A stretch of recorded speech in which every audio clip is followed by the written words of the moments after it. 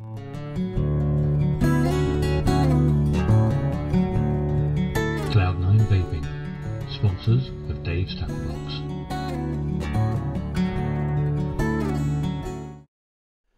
And it's fine. And we're on. Good evening. And welcome to Dave's Tackle Box. It is Sunday, the 22nd of December 2013. I know, it's nearly Christmas. So tonight, on tonight's show, it's been an eventful week. I think that's fair to say, isn't it, Dave? We were sat here last Sunday speculating about what Trialogue may not bring, how many more sessions they were likely to have, and what the likely outcome was. And I think it's fair to say that it was about as bad as we imagined it was going to be when it came out. And we've done plenty of coverage on that on VTTV during the course of the week. And indeed we'll be looking at some of the issues that have come from that, and some of the post analysis that's happened in the coming hour. But let's be honest, it's Christmas. I don't know if everybody else is feeling the same, but I feel like a week off at this point just to recharge the batteries a bit probably wouldn't do any harm. So we're going to do it like sort of seriously, but not too seriously. Is that fair? That's fair to me. It's a fair summary. And because it is Christmas, and we can't let this spoil our Christmas. We can park it a little bit. We've got some good stuff to look at, though. We've got some rubbish from the EU and some good rebuttals to look at, haven't we? Indeed. And our friends at the BMJ are at it again, aren't they? And Yeah. I actually feel that we've got some kind of responsibility to comment when the BMJ go to all that effort to produce this shite. I think the least we can do is at least read it out so people can amuse themselves with it. How are you spelling that, Dave? Which? Shite. That'd be the traditional spelling, or are you going for the modern one? I'm quite a modern kind of guy, I think. Yeah. So Fair. yeah. So without the E. And and there was other stuff we were going to look at tonight as well. We were yes. It seems that this loony policy making isn't restricted to our side of the Atlantic either, is it? No. So everybody will be aware about the New York thing. So I just want to kick that one round a little bit because it's balmy. It's balmy. But anyway, we should start the show. We should get the ball rolling, shouldn't we? So we'll play the titles in. But just before that, I've got a bit of a Christmas greeting message that I want to play. So we'll show that first.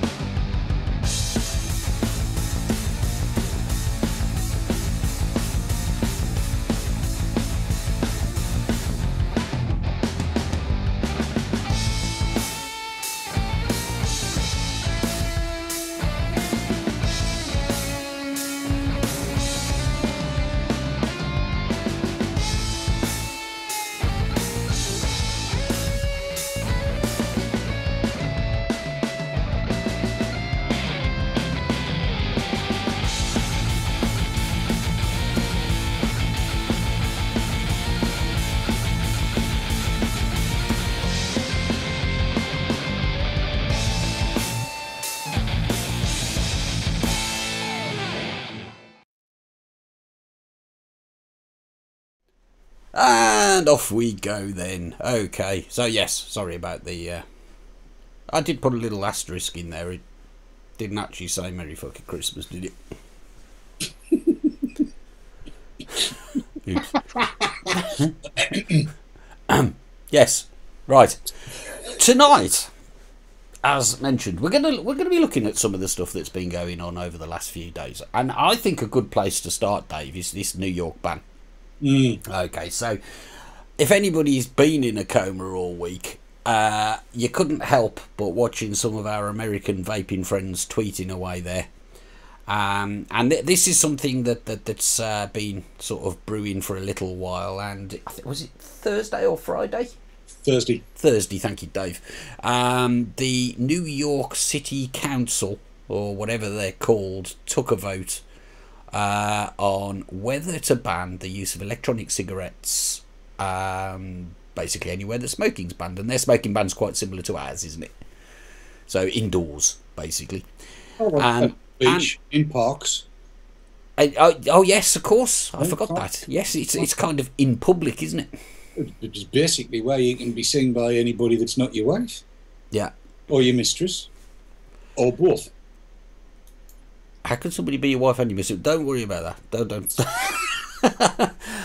But it really is shocking, isn't it? That they've their smoking ban went too far, and now it includes e-cigs. That's basically the upshot of it. Now, I was following tweets from Russell Wishart from VP Live. VP Live. Clickbang. Vape team, innit? Yeah. And Clickbang, of course, and also Gregory Connolly from Kazaa, whose mobile phone battery ran out halfway through, so then we all went to the sweary version that came from Russ. And they were actually, I believe, in the gallery because they were taking photographs and tweeting them during the proceedings. Yeah. Russ, being Russ, got involved in a few arguments with some of the representatives in there, I believe. Called a few of them liars. And did what Russ does so well. You wanted me to read comments out from chatters when anything interesting came up. Yeah, by all means. Whip It Up 69 says, "What a bunch of knobs." That's the kind of stuff I'm looking for. Yeah, that's exactly the kind of comment I want you to pick out if you can, sort of pseudo sav. And and yes, I mean that's the kind of insight that I hope we're going to actually sort of be able to provide tonight. They are indeed a bunch of knobs. But it was terrible because I think Greg Connolly was obviously tweeting during the proceedings, and they never expected to win. But like they only got 8 votes for and like 50 something again. For the 8 because the movement was to include e-cigs in the ban, wasn't it? Yeah. And they got 8 against and like 50 odd in favour. So it was it wasn't even close. Not even. And I admire our American cousins' sort of attitude throughout the whole proceeding, but I couldn't help but feel for them. I mean, it's just absolutely ridiculous. It's complete craziness because all of the evidence is against the decision that they've taken. But there again, as we've come to recognise over the last year or so, perhaps even longer, facts never are allowed to get in the way of bad regulation and legislation. That's how it's been said in chat, by the way. Yeah, it certainly seems that way, doesn't it? Facts aren't going to sort of spoil a perfectly good rule, are they, for these idiots?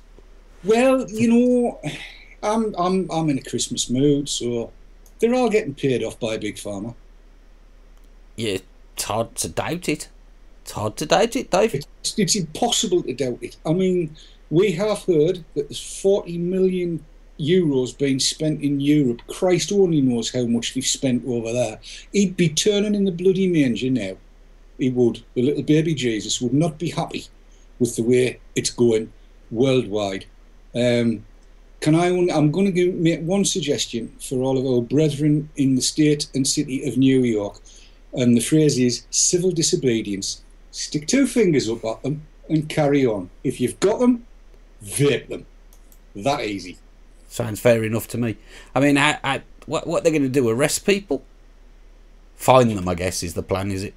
Well, I mean, it's just a bloody another. It's another revenue generation thing. But I mean, seriously, it's got to the stage where everybody's got to take this by the scruff of the neck and say, "Sod it, your law is stupid, and I'm not going to abide by it. I opt out of your reality and substitute my own." Seems fair. Seems fair. But I mean, I suppose, you know, it's when I very first started vaping, and we had the issues with the MHRA, who went away for a while, as we now know. But at the time, we didn't know they were going to go away, did we? We were expecting them to deliver a verdict, which I remember options 1, 2, and 3, and we were hoping that they'd bugger off and leave things alone. But we were quite concerned that that there could be some kind of ban 3 years ago now. 2010 was it? And I remember a lot of the well-known American vapers, the reviewers, the guys who run Vape TV and everything, were very supportive of us here in the UK at the time, and it's time to spare them a thought as well, because this is actually going on everywhere just now. You're right, Dave. You are absolutely right. It won't be going on for the next 7 days, it has to be said, from Monday. We're going to get a few days where it's not going on because nothing can be enacted over the next few days, which is a good thing because, as you said right at the top of the show, everybody needs that little bit of time to kick back, chillax, I'm down with the kids, and recharge their mental batteries ready for the battle to ensue in early January. I, for one, cannot wait. I agree, and I'll be ready for it at that point. But I've got to read out Mark Shaw's comment here. It says, "Let's be honest. If half of them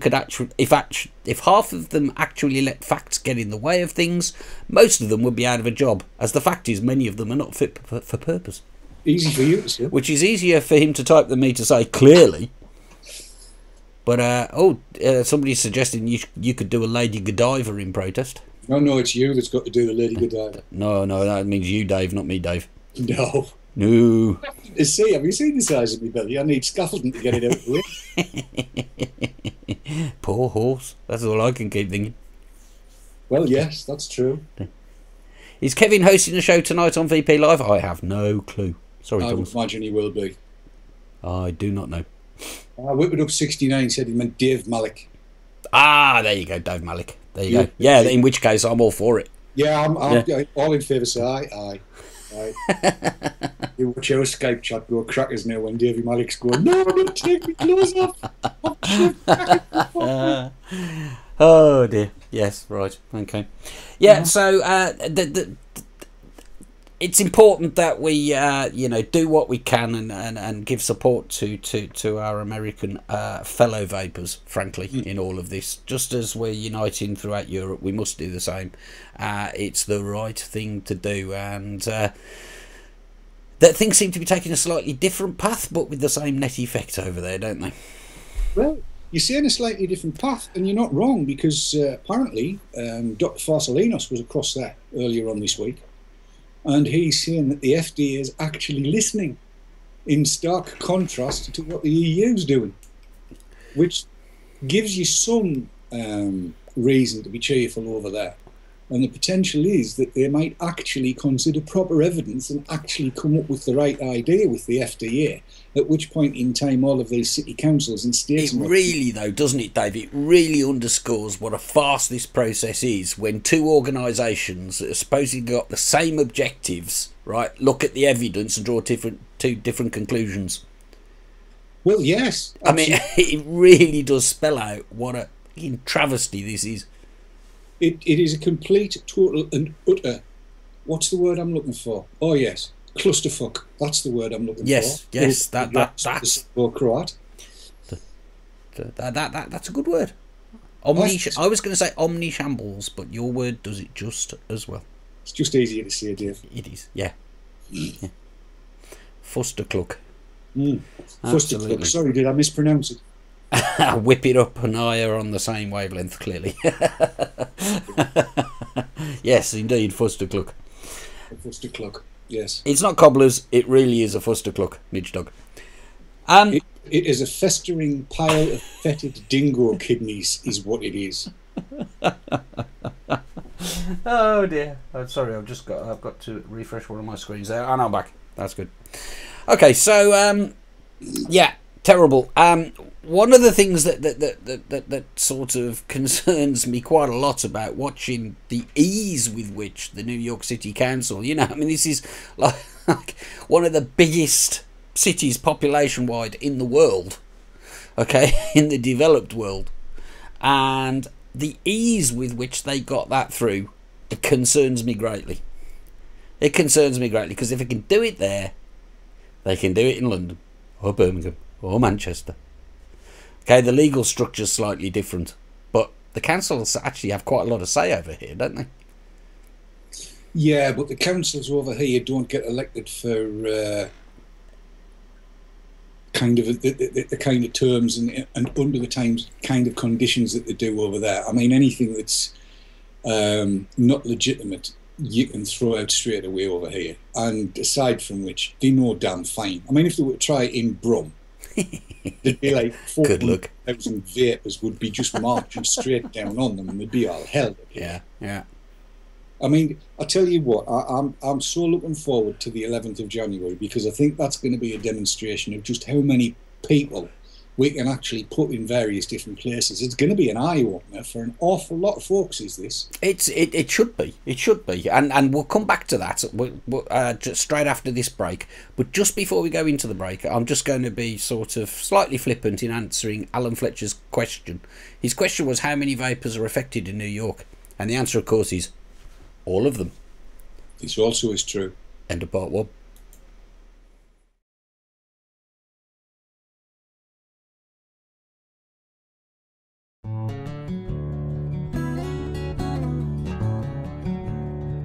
Cloud9 Vaping, sponsors of Dave's Tackle Box.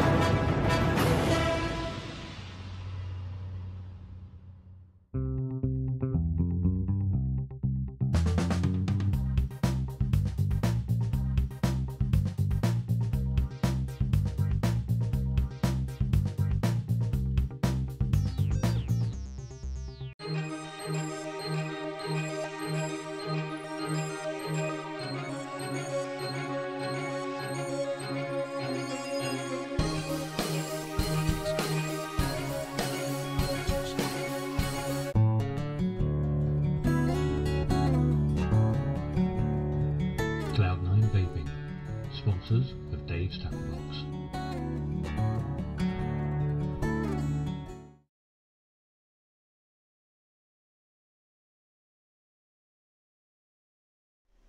And we're back in the room.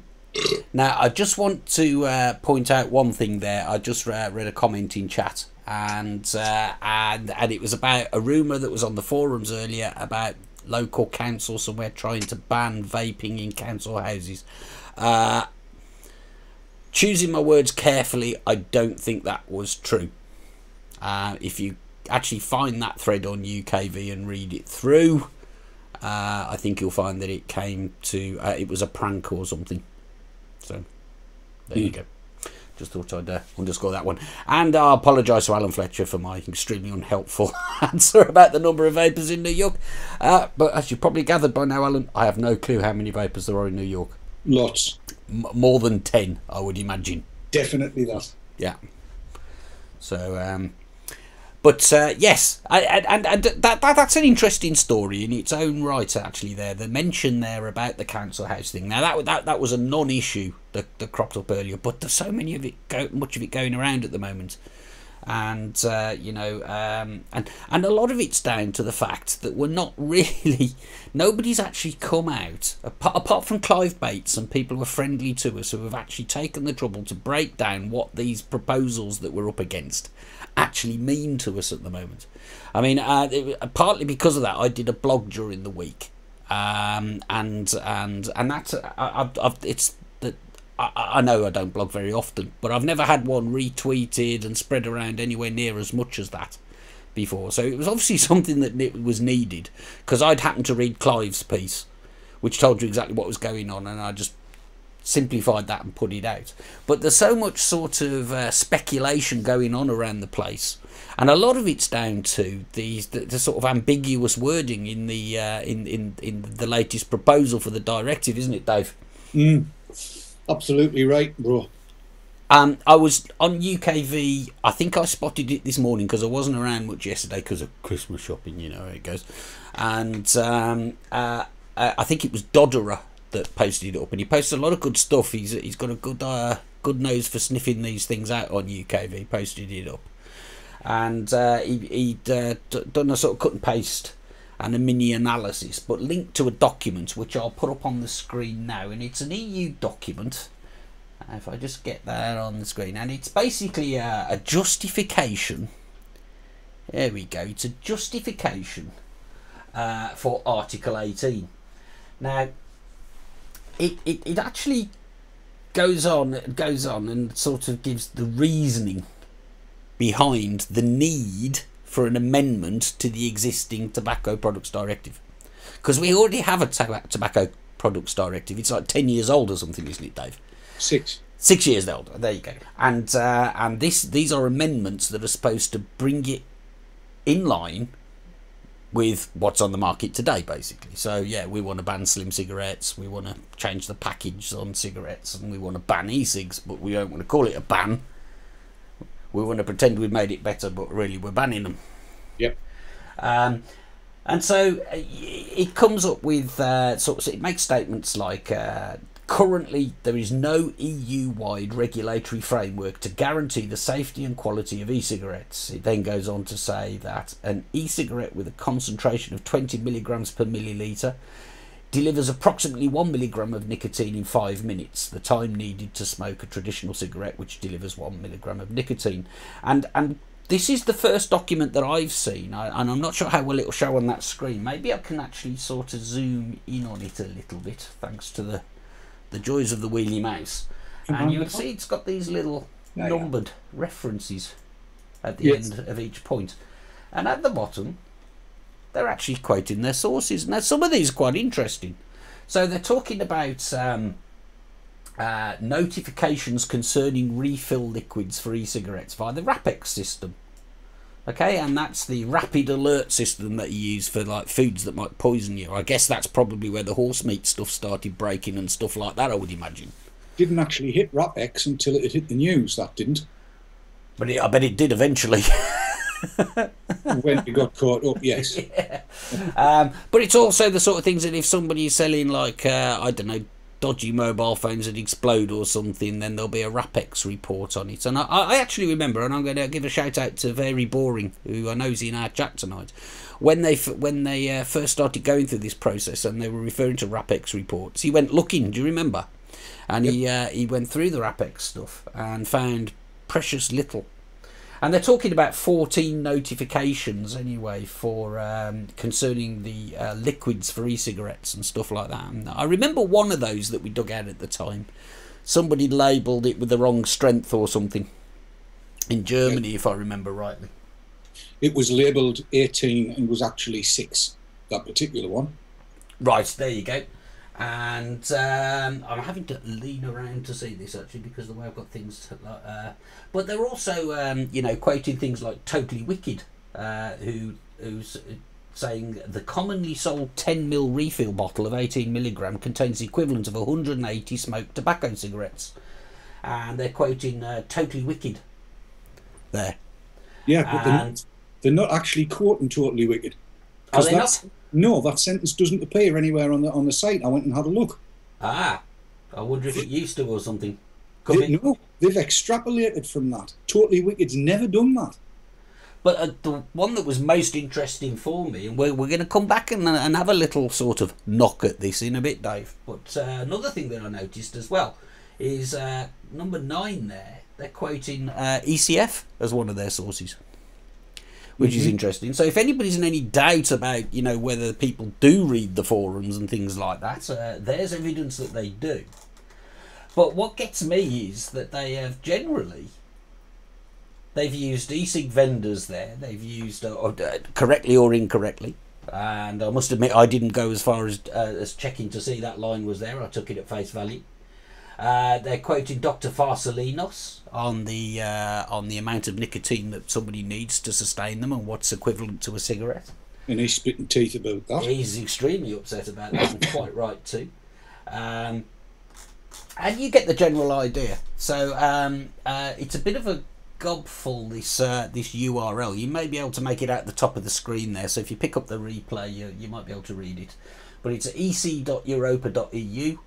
health/tobacco/docs, and then it's called fs_e-cigarettes_en for English.pdf, and I'm sure we can pop that URL into the notes that go with the YouTube video when we finish this show. So I read that this morning and I went down it and I thought, oh God. And my first thought was, okay, they're now using things that we've said against us to a large degree. They're misquoting things that we've said. This is what I came to learn during the course of the day. Now, I think what we have to do here now is we have to go straight over to another blog article that appeared shortly afterwards. And this is from Gluggles' blog. And now, Matt Gluggles, he's been on VTTV a few times, on VT Talk and what have you. I'll do the same. I'll zoom in on this so people can see it. And this guy does have a talent for A, research, and B, being quite direct in the points that he makes. And you'll see that as we go through it. But he has basically done a fantastic job here. And what he's done is he's taken it apart point by point, hasn't he? Now I'm just going to have to do some minor moving around of equipment there, so just so I can see my screen. But what he's done is he's taken each point, each reason, such as currently there is no EU-wide regulatory framework to guarantee the safety and quality of e-cigarettes. The application of the General Product Safety Directive is not sufficient.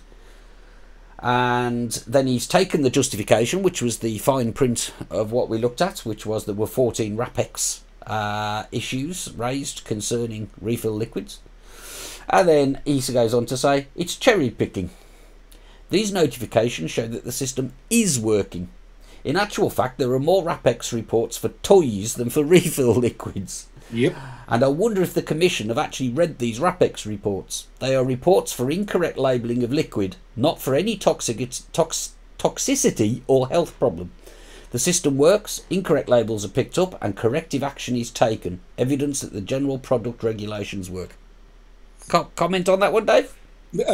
Aside from the pronunciation of cherry picking, that's how you have to pronounce it, cherry picking, he's absolutely right. I mean, the RAPEX system is there for a particular reason, and that reason is to protect the consumer from errors and misapplication of directives. And he's actually so right about toys. I see, whenever I go and have a look, I see dozens and dozens of RAPEX notifications for toys where they've got bits of cord or whatever that's too long. Apparently there's a specific length of cord you can have on a hoodie for a child aged under. I remember you pulling that one out at the time, yes, yeah.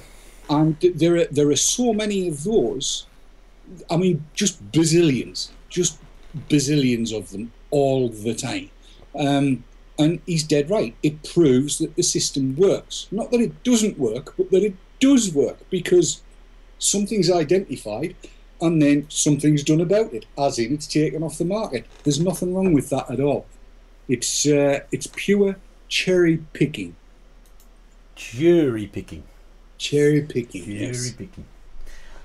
On to the next point. The reason they gave was an e-cigarette with a concentration of 20 milligrams per milliliter delivers approximately 1 milligram of nicotine in 5 minutes. I've got my own comments on that, but Matt does it so much better. The time needed to smoke a traditional cigarette, which delivers 1 milligram of nicotine.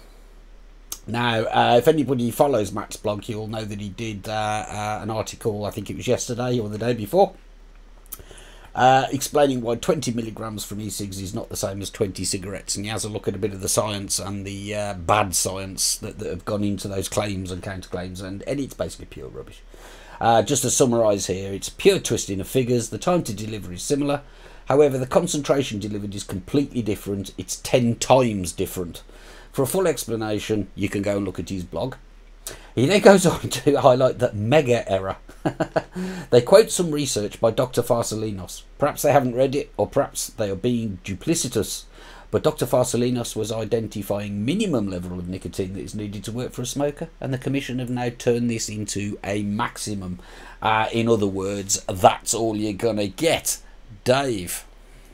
Well, it's even funnier than you might think, because as part of the deliberations on the TPD, they took evidence and have, you know how on the side of the packet you used to have 1.0 milligrams of nicotine and 0.8 milligrams of tar? That's right, yeah, I vaguely remember that, yeah.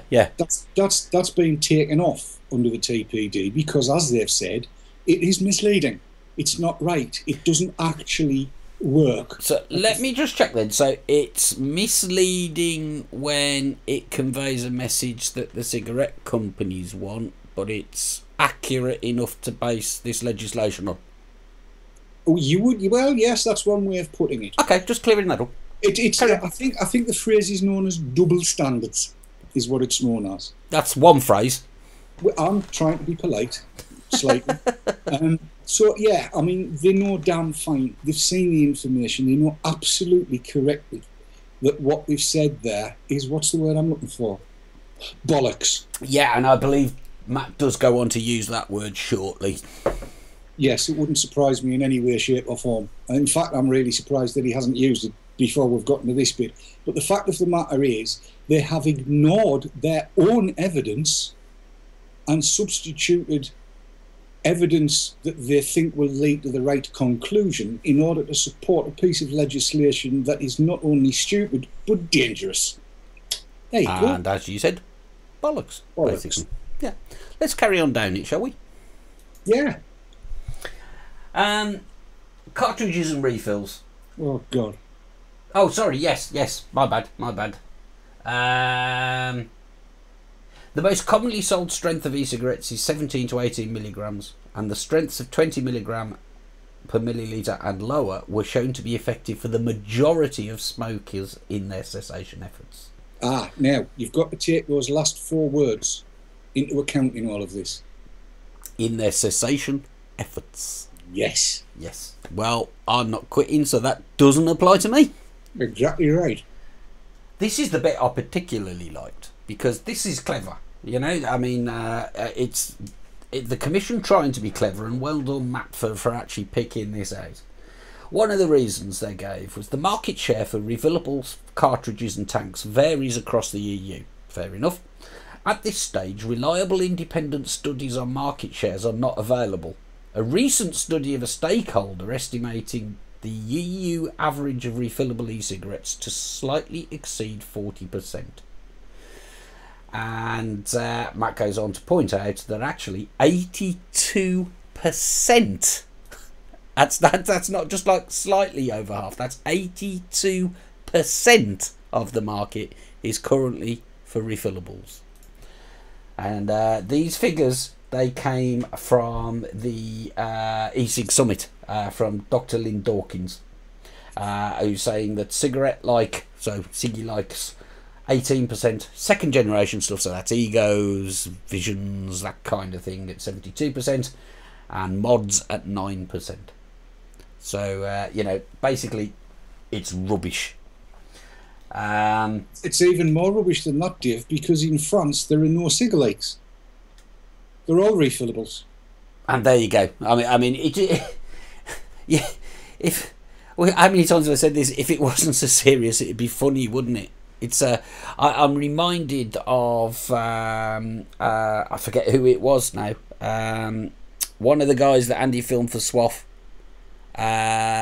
the French lecturer, who said if one of his students brought him this kind of analysis, he'd give them a very bad grade. Antoine Flau. It's Flau, wasn't it? Thank you. Yeah, Flau. But here we go. Let's plod on, because Matt's analysis. I can sense his blood pressure rising as he got further down the blog. So basically, he rebuts this point, and we get to the point about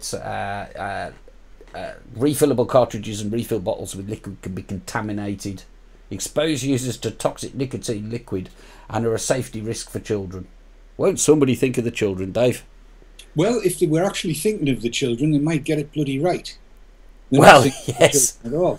If they were thinking of the children, they'd realise this is the best thing that could possibly happen to them. But they're not. They're not. Thinking about their own bloody wallets. That's what they're thinking about. That's exactly right. And he rebuts this by saying that banning liquids over 20 milligram will simply force many more people to home blend, an activity that has not caused a problem that allows people to customise and select the blends that work best for them. The e-liquids are regulated as general products, means the bottles come with child resistance lids, which prevents problems like this happening. And there's a link there, but we all know where he's going with that point. Can I just dive in there? Of course. Because this is the first place where Matt's actually gone wrong. Banning liquids above 20 milligrams per milliliter will not force more people to home blend. It'll force more people to home extract from tobacco. Well, yes, home extract, or, let's be honest, buy it off eBay. Described as something other than nicotine. And more than likely described as 100 milligram plant food and turn out to be 112 or 240 or God knows what. It is a complete ridiculous statement for them to have made. And this is all based, of course, on the fact that they think the LD50 for nicotine is 60 milligrams when it's up around the 1 gram, the 1,000 milligram mark. Again, they are twisting evidence to suit the conclusions that they want. Asshats. Yes, asshats. Talking of asshats, what's that on your head? I couldn't find a Christmas hat, so I put a stocking on. There we go. Somebody wants to know if you've become Jewish. I haven't become Jewish. He looks more like a bloody burglar or something. Hang on, that might work. Just a sec. Because I'm pretty sure that those Jewish caps don't have like a foot bit on the top. How's that? Does that look alright? Yes, that looks great, mate. I'd keep that on. Okay. I would, but I think it hasn't been in the washer.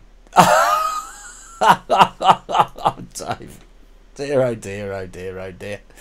Okay, right. Yes, back to the document. Next one. The majority of products on the market consists of disposable e-cigarettes and e-cigarettes with sealed cartridges. And this is where I think Matt has got it bang on. His rebuttal here is bollocks. See error before last.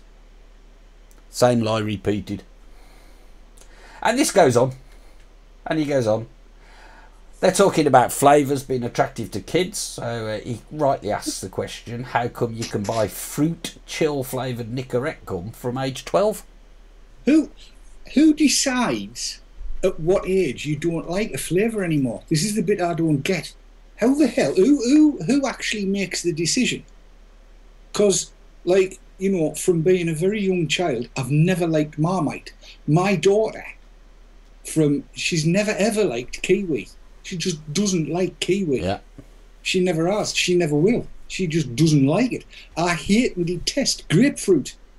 But aren't they all child-friendly flavours anyway? Yeah, and if you spin it the other way round, you know, if there was kiwi flavoured juice, would that encourage her to smoke cigarettes? It wouldn't encourage her to do anything. I mean, she sees one, she runs away from it, for God's sake. Well, there you go. The bottom line on it is, you know, there are everybody's got a different palate. Everybody has a different palate. And there'll be people out there, children, and by children they mean adolescents. I wish to God's, you know, a child is somebody, to me, is somebody in junior school. Once you hit 11, you're an adolescent because you are beginning the change from child into puberty. Well, teenager has become an age group, hasn't it? Yeah. It really has. If that's what they mean, why not say that? And you know, the bottom line on it is teenagers. I know I've met teenagers from all over Europe, and some of them, they're eating stuff that I would consider to be for a very sophisticated palate, because that's what we in the UK would call sophisticated. You know, somebody sitting down eating an octopus and chili carpaccio, for instance. And I've seen kids wolfing it down. They love it, but that's what they've been brought up with. I mean, yeah. How the hell can they possibly decide what a child-friendly flavour is? I still love toffee and chocolate, and I'm over 21. Barely, but I am. It's complete I'm shocked. nonsense. And when you look at that, the advert he's got there for fruit chill coated for bold flavour. Ye gods and little fishes. I mean, it apparently has pineapple, strawberry, banana, and peach or orange. One of them. They're all very, very child friendly, but they're also very, very adult friendly. Yes. They're also very, very not tobacco. And as far as I'm concerned, any flavour that it means it's easier for somebody to stay with e-cigs than it is to go back to smoking, because that's what they've chosen to do, then great. They haven't got the right to tell us what we like and what we don't like. I did tell you the story about that law that was passed in the States, didn't I? Which one? Well, every Sunday morning that was sent, this particular governor's wife had relations with her husband in a manner that might normally be reserved for the tradesman, if you're following me drift. Right. Tradesman's entrance on a Sunday morning.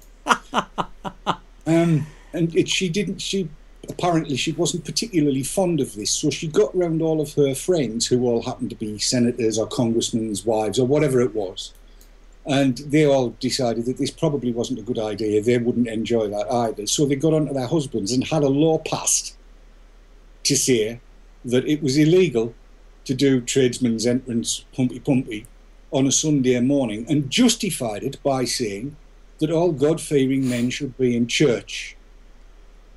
That's bending the evidence to suit it, so that wasn't the real reason it was done.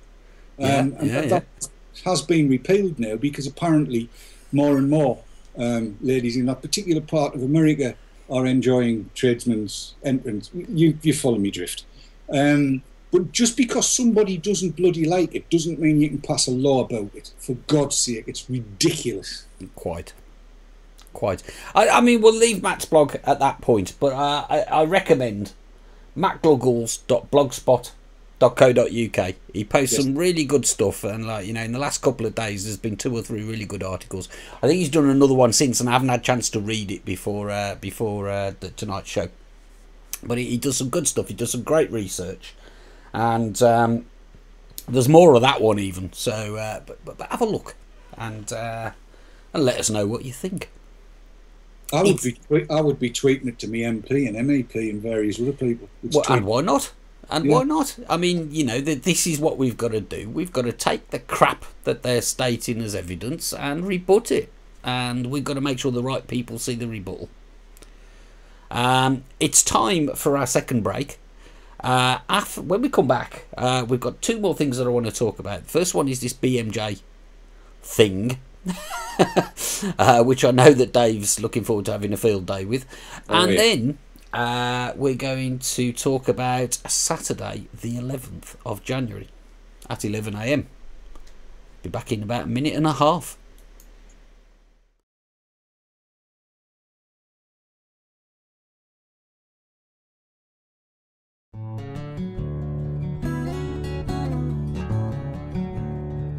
Cloud9 Vaping, sponsors of Dave's Tackle Box.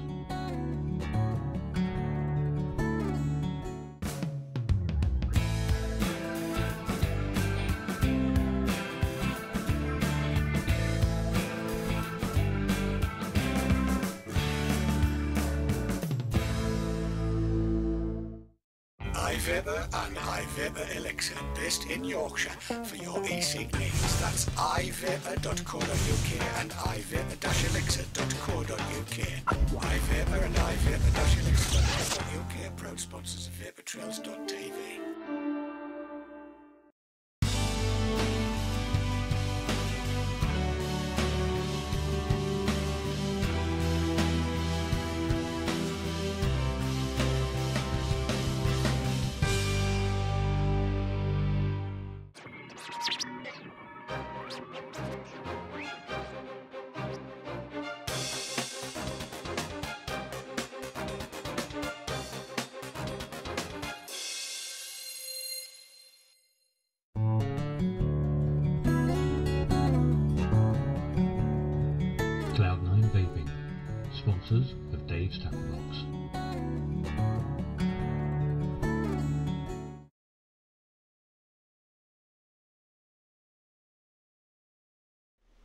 And welcome back. Now, actually, during the break, we try and be as current as we can be on here, don't we, Dave? And during that break, we became aware that there's a piece gone up on the Guardian website. And it's actually timed at 9 o'clock tonight, so it's reasonably hot off the press, which I'll flick over to now. And it appears to be a letter from Linda McAvan, however. Yep. So, excused. And here it is. It says EU regulations on e-cigarettes and tobacco. As lead MEP negotiator, I am writing to clarify the outline EU agreement on e-cigarettes.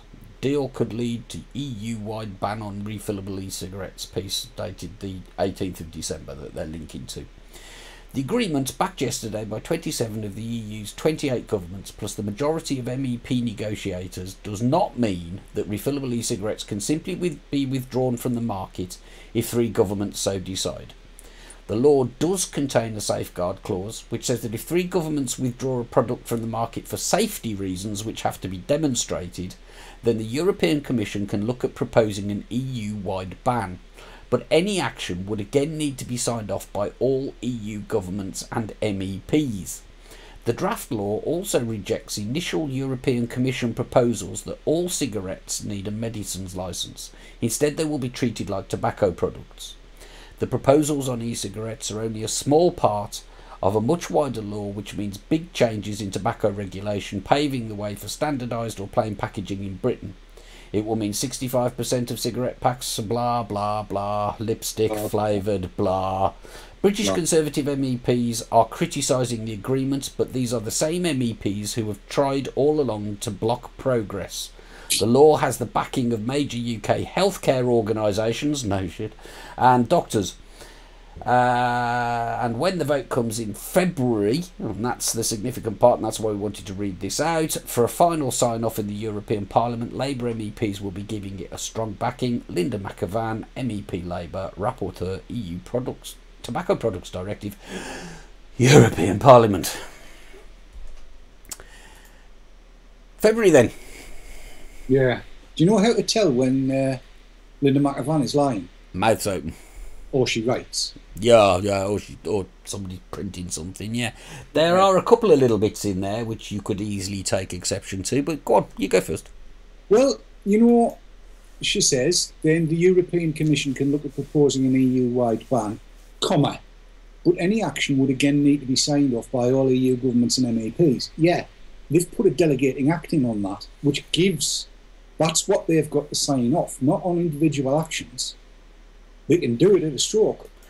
It was a specific part of the proposals as they were breaking last Monday and Tuesday that we picked out, wasn't it? That basically the authority to make that decision is delegated to the Commission. There doesn't have to be a vote. She either doesn't get it or she's lying.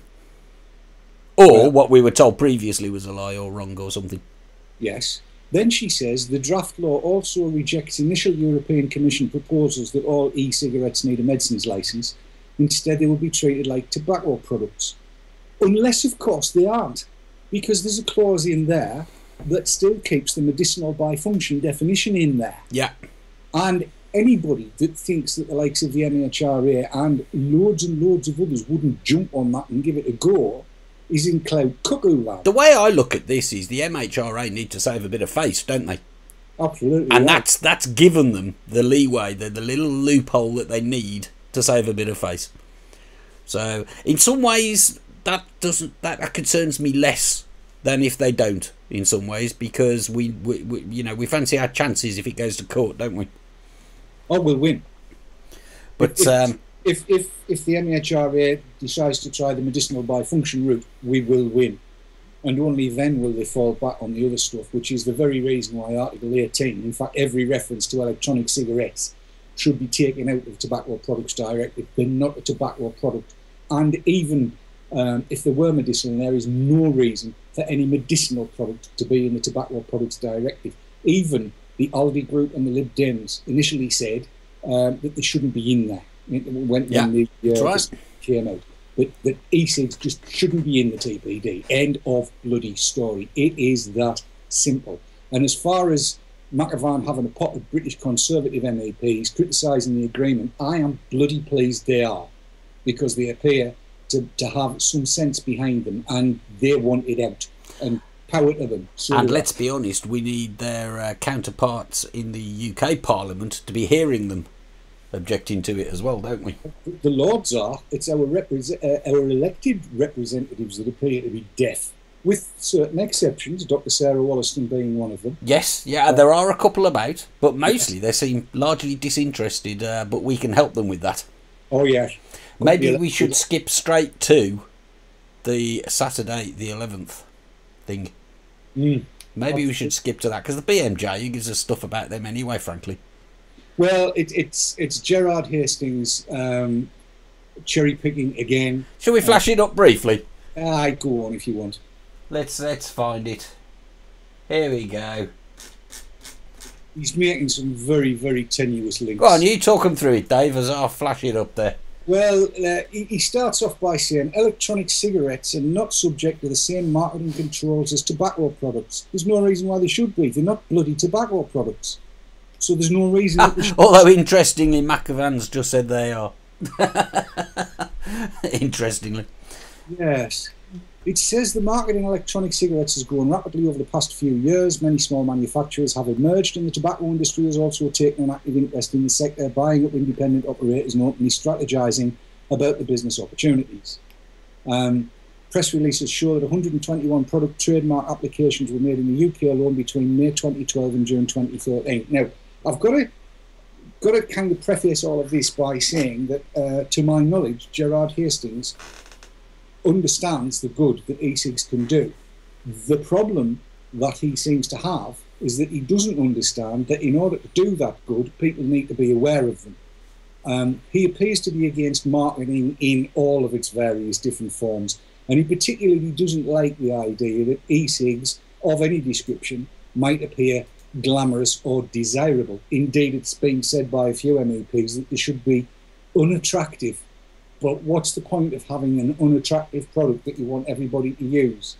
I was going to pull an exemplar there, but I decided against it because it would be really nasty to a woman that's got a lovely nature. Not anybody on the team, but a particular celebrity that I'm aware of. Oh, sod it. It's like saying everybody should marry a woman that looks like Dot Cotton. You know? Some people might. Well, yeah, I don't find her particularly attractive. And Dot Cotton, the character, not June Brown, the actress, right? That's the difference. He's saying that the celebrity endorsement of e-cigarettes, that characters on television programmes such as EastEnders and Lewis have used e-cigs, and the products are being promoted, he says, through features in shows such as the Alan Titchmarsh show. He patently doesn't understand the difference between news and adverts.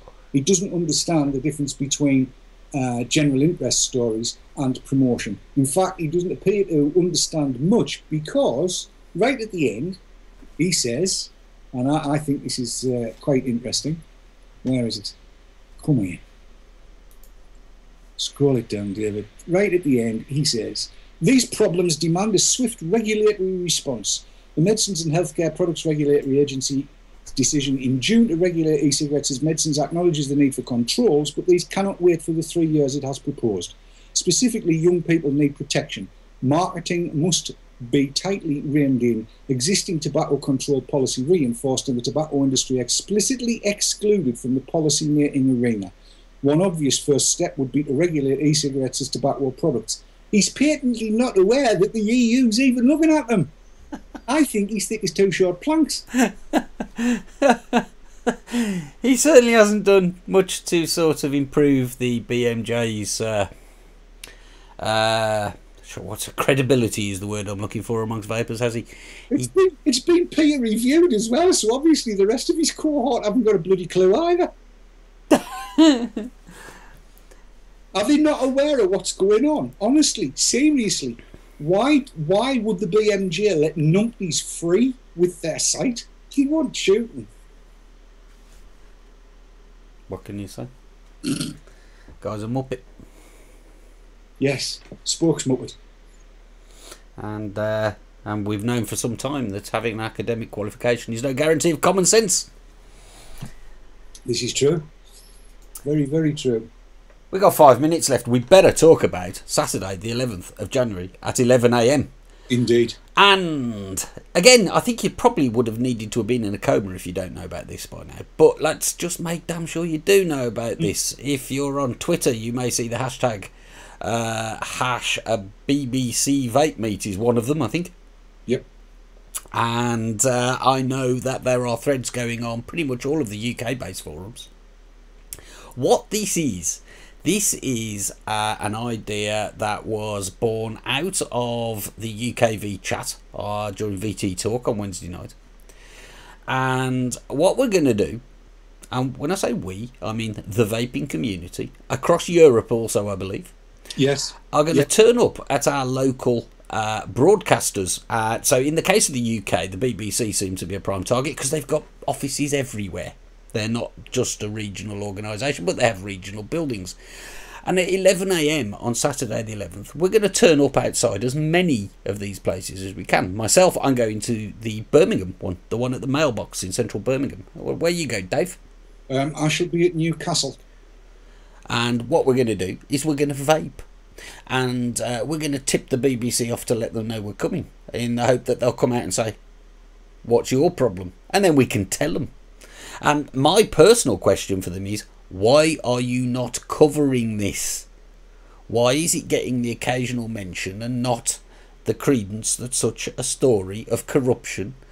We've got the EU Parliament voting for something and then the trilogue process trying to kick it back at them and overturn it. We've got people sneaking medical regulation in and calling it something else. We've got... any investigative journalist should be all over this. You know, they should be asking the question, why do they want to see these things so heavily restricted? What's happened? And when they come to the inevitable conclusion that actually there's no good reason, they should be asking, well, what's influencing this thing? You know, if this was oil we were talking about, they'd be all over it, wouldn't they? Oh, God, yes. Or what's the one of the current hot topics is electricity, you know, power, you know, and the prices and what's going on there. Everybody wants a piece of that. I want to know. I'd love the opportunity to ask one of these investigative journalists, why aren't you looking at this? Who's telling you can't? Dave, anything to add? I'm just reading through chat here, and there's flash mobs being organised. Flash mob, that's the word, yeah. They're being organised in Germany. I'm waiting to hear from France and various other member states. It's all brilliant stuff. If you sit and watch Twitter, you'll see people saying, is anybody going to wherever it happens to be? Get tuned in. I know I've said this a million times before. If you're not on Twitter, you need to be. You don't really need to know how to use it. Just get on. Get on there. Follow somebody like myself or Dave, because we're following people and retweet a lot of the stuff that's relevant to what we're talking about. And, you know, there's not really even much to get the hang of, is there? There's not. I mean, the thing to do is go on and follow everybody that Dave Kitson follows. Pretty much. If you follow everybody he follows, you'll get all of the information that we get. And the same applies to the VTTV accounts. VTTV does, all of the team. And follow people like Very Boring, like John Diver, like Cerulean C. They're all on there. Get on there, follow them, follow everybody they follow, and you'll get all the information. But it's all being organised on Twitter. And I'm here to tell you that there's MEPs turning up. There's prospective MEPs turning up. The Angel of the North, Angel for the North rather, is coming to Newcastle. She tweeted to me. Marini Anakadakis is going to the London one. Indeed. Get onto your invite them along. Yeah, the Conservative MEPs are aware of it, and they'll probably be turning out to their local ones. Let's get everybody there. Black shirt. That's all you need to know. Take your mods, take your gear. The black shirt thing, I'm going to be wearing a coat. And I don't think I've got a black coat. Well, I'll be wearing a coat. I like black shirt. Being there is the most important thing. Absolutely right. I'm being told that time is up. And you know what? She's not wrong, Dave. She's not wrong. So I just want to fill you in on a couple of things of what's going on with VTTV over the next week or so. Okay, next couple of weeks probably. Kat's telling me I've got to wear my Bavarian hat. You can just about see behind. You can see the feather behind my camera. Looks in the corner. Right. In the next couple of weeks on VTTV. Okay, tomorrow night we've got a Christmas special. It's a team talk type. Oh God, she's done this on purpose. A team talk type party show. That's hard to say. Hosted by Gary and Mark tomorrow night. So we don't know who's going to be on it. I might be. Dave might be. Who knows? But it's going to be a kind of multi-presenter, let your hair down Christmas show. Bring a bottle. Next Saturday is our next show. That's Swaff Confidential Part 2 with Andy Sutton. Although I've been busy this weekend, I managed to catch his show from last night. I watched it this morning, and it's great to have Andy back. Brilliant. Second part of Swaff Confidential next Saturday, the 5th of January at 9 p.m. Is that next Saturday? That's the Saturday after next, isn't it? Yes. No. Oh, I've got it all wrong. Andy's on the 28th. That is next Saturday. And then the next show is me on the 5th of January. That's 2 weeks today. That's it. Oh, and RY4. I spent the afternoon, or a couple of hours this afternoon, listening in on RY4, listening to Nikki, and it was quite good because she played Clash and Damn stuff for me, which I thought was quite good. But she did play some stuff that you might not hate as well. She's doing a show, I believe, Christmas Day from 8 o'clock till 10 o'clock in the evening. She's doing that. Now that's commitment. That is commitment. 8 till 10, Christmas Day, ry4radio.com. Get yourself across there. They've got a chat like ours now, like a chat roll chat. And it was good fun. And from me, and presumably from Dave, I'd just like to say Happy Christmas and thanks for watching. Indeed. Happy Christmas and thanks for watching. I'll go for another beer. Bye. Bye.